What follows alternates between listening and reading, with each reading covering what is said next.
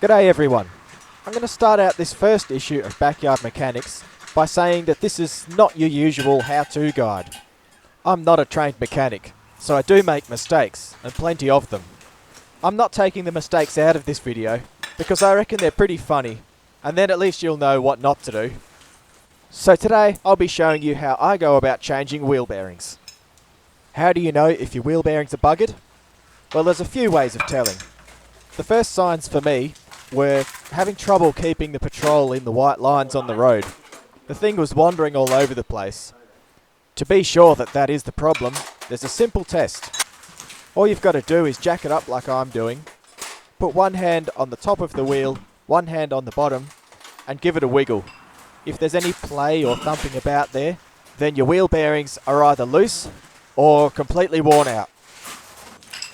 Now you need to remove your hub using a big Allen key and maybe a piece of pipe like I'm doing if your bolts are particularly tight. That whole brake disc assembly needs to come off, and to do that you've got to remove the caliper first. You might want to use a few cable ties to hold it in place. These little screws lock everything together. Without them there's a pretty good chance everything's going to come undone down the highway. That's not fun. You might consider using an impact driver to remove these. You don't want to risk rounding them off. Once those screws are removed, that metal plate should just slide off. However, behind that is a thicker metal disc, which I'll explain the removal of in just a moment.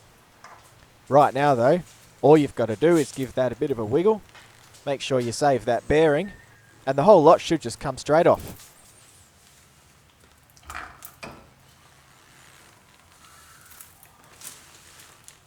Now that is what you don't want your bearings looking like.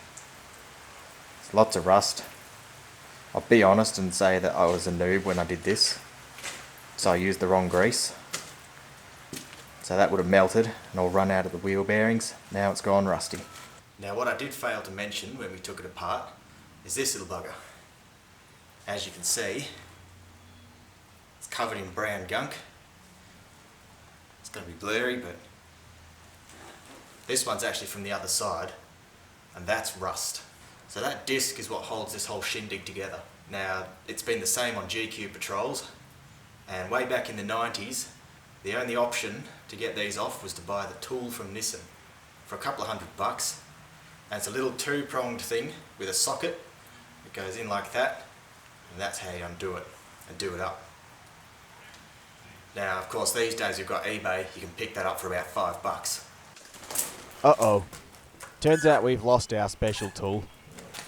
Now my car's stuck up on axle stands with no wheels, and I'm supposed to be taking it out this weekend. So what we're doing here is knocking up our own version of the tool. We've used an old socket just big enough to fit over the axle stub, and we're welding a couple of narrow diameter bits of bar to the outside of it. Just the right size to fit the holes on that retainer nut. We have to tack weld it on the car to ensure we get enough clearance on the end of that axle stub so as the socket won't bottom out before we can tighten the retainer nut. Meanwhile, Roger doesn't give a shit, do you, Rog? Nah, see you later, he reckons. Now you've got to remove the bearing races from it. Again, I'm not using any special tools. Just this length of metal bar I found lying around. Does the job fine. Just work your way around in circles until it pops out the other side. I'm going to be using high temperature bearing grease, because that's the one you should be using. I used moly grease last time. That's not good. I'll just smear a bit of that around to make the new race go in nice and easy.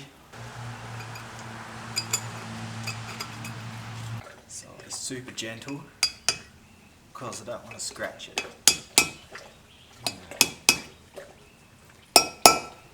Now the little one's in, time to get the big one in. And when you put it in, make sure it's the right way around. Because if you put it in upside down, you're going to want to kill yourself.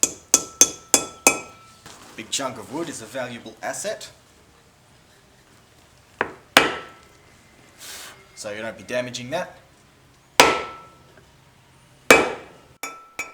Now put the old race in and use that to drive the new race down as well.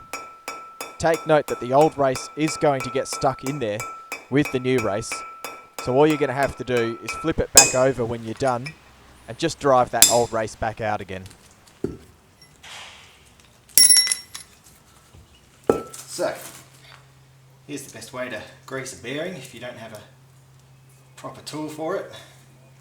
Just get the grease in your palm, press your bearing down into it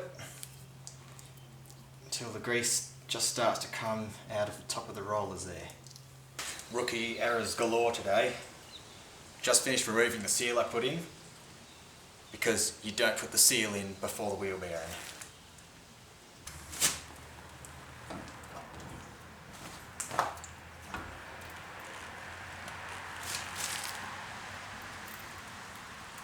In with the other bearing.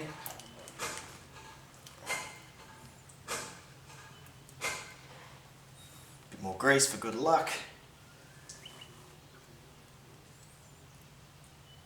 Now here's where that tool comes into play.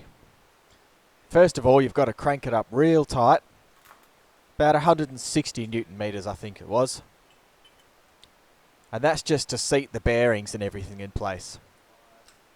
Then it's just a case of turn the brake disc, tighten it up a bit, loosen it off, turn the brake disc, and keep going like that until you've made it all the way around. Once you're done putting tension on that nut, it's time to put the locking plate and screws back in place. You may have to remove the locking plate a few times and adjust the position of that tensioning nut just so you can get the screw holes to line up. I don't know if it's supposed to have a seal around here where the auto hub goes, but I'm going to put a bit of this gasket goo on there anyway, because I reckon last time this might have let a bit of water in on the passenger side, and that's what's made it all rusty. From here on, it's just a matter of putting everything back the way it came off. If you plan on doing a job like this yourself, or any job on your vehicle for that matter, get yourself a workshop manual for it. That way if you get stuck, you can just refer to the process recommended in the manual, and it contains all of your torque settings as well.